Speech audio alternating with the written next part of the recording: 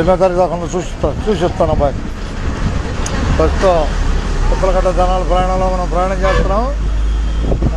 Bus మార్చి 3వ తారీఖు దాకా ఉంది అబ్బాయి. ధన్యవాదాలు. బస్సు ఎక్కినందుకు ధన్యవాదాలు.